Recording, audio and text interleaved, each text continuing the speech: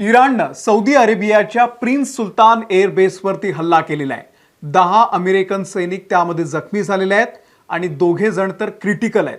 सोबतच ट्रम्प यांच्या 3 मोठ्या लढाऊ टँकरचं देखील मोठं नुकसान झालंय. E3 सेंट्री अवॅक्स हे एअरक्राफ्ट उडवलेलं आहे, जे खूप महाग असतं. साधारणतः 400 ते 500 मिलियन डॉलर त्याची किंमत असते. त्यालाही इराणनं हिट केलंय आणि अमेरिकेसोबतच अरब देशांना इशारा दिलाय की आम्ही तुमच्या सर्वात सुरक्षित भागालाही मोठं नुकसान पोहोचवू शकतो.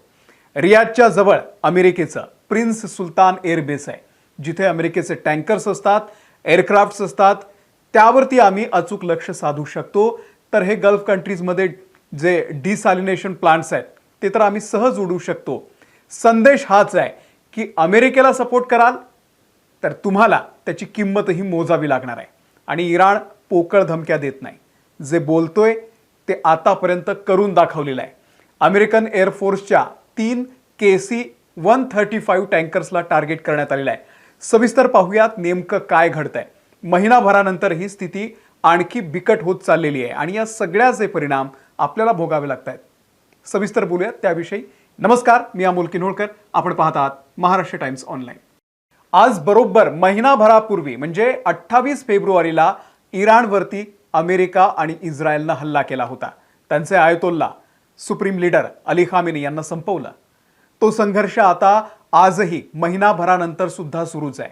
आणि यात सगळ्यात जास्त नुकसान कोणाचं झालं असेल तर ते आहे अरब देशांचं.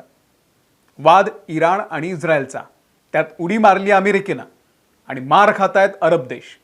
त्यांचे ऑइल प्लांट्स असतील, टुरिस्ट पॉईंट्स असतील, अमेरिकन एअरबेस असेल, त्यांचे एअरपोर्ट असतील, सगळं काही इन्फ्रास्ट्रक्चर त्यांनी उडवून लावलेलं आहे.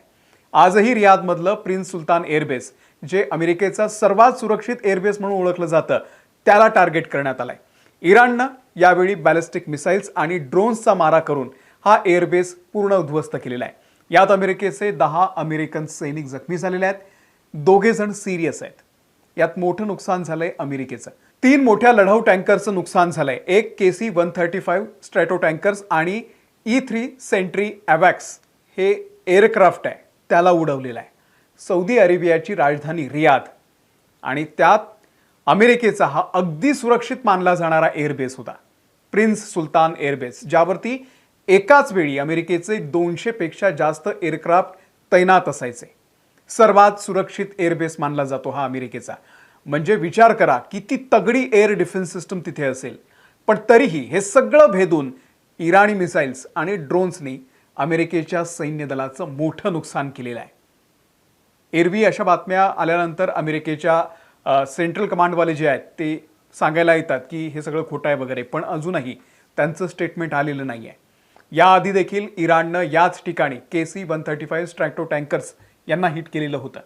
आजच्या हल्ल्याबद्दल सांगायचं तर सौदी आणि अमेरिकेच्या एअर डिफेन्स सिस्टमनं हा हल्ला हाणून पाडण्याचा खूप प्रयत्न केला, पण तरीही त्यांना पूर्ण यश आलेलं नाही आहे. एक मिसाईल आणि काही ड्रोन्स या सगळ्या सुरक्षेला भेदून त्या ठिकाणी आदळले. त्यांनी मोठं नुकसान केलंय. अर्थात इराणचं टार्गेट हा अमेरिकेचा बेस होता आणि त्यावरच त्यांनी अचूक हल्ला केलाय.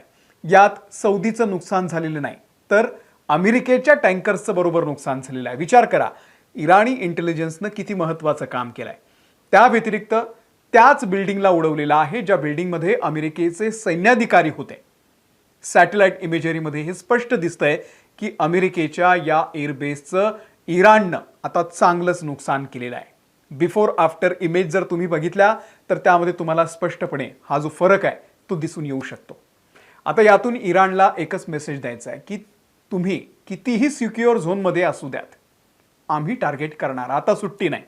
अमेरिकेचे KC-135 स्ट्रॅटो टँकर्स साधारणतः 90 होते, त्यातले आता 8 ते 10 इराणनं निकामी केलेले आहेत. अमेरिका आता कोणताही बेस इराणपासून सुरक्षित ठेवू शकत नाही हे यातून दिसतंय. त्यामुळे अमेरिकेनं आपला गाशा गुंडाळायला सुरुवात केलेली आहे. अमेरिकन सैनिकही आता सुरक्षित ठिकाणी धावा घेत आहेत. युद्धाच्या पहिल्या टप्प्यामध्ये आपल्याला माहिती आहे इराणनं आखाती देशामधल्या अमेरिकेच्या नौदल आणि हवाई तळांना लक्ष्य केलेलं होतं. या हल्ल्याचा अंदाज अमेरिकेला नव्हता. त्यांना वाटलंच नव्हतं की हे इतकं डेंजर काहीतरी करतील. दस्तूर खुद्द डोनाल्ड ट्रम्प यांनी याबद्दलची कबुली दिलेली आहे. अमेरिकेच्या तळांचं अतोनात नुकसान केल्यावरती आता इराणनं टार्गेट बदललेलं आहे. एकीकडे अमेरिकेचे अध्यक्ष डोनाल्ड ट्रम्प यांनी इराणमधल्या ऊर्जा केंद्र आणि प्रकल्पावरील हल्ले थांबवत असल्याची घोषणा केली की आम्ही 6 एप्रिलपर्यंत युद्धबंदी करणार आहोत. दुसरीकडे इराणनं आता गल्फ कंट्रीजमधल्या हॉटेलला लक्ष्य करायला सुरुवात केलेली आहे. ज्या ज्या हॉटेलमध्ये अमेरिकन सैनिकांचा मुक्काम आहे त्या हॉटेलला इराणनं रडारवरती घेतलेला आहे. याबद्दलचा इशारा इराणी सैन्यानं आधीच दिलेला होता. इराण सांगून उडवतंय, सांगून तुमच्या हॉटेलमध्ये अमेरिकन सैनिकांना राहू देऊ नका.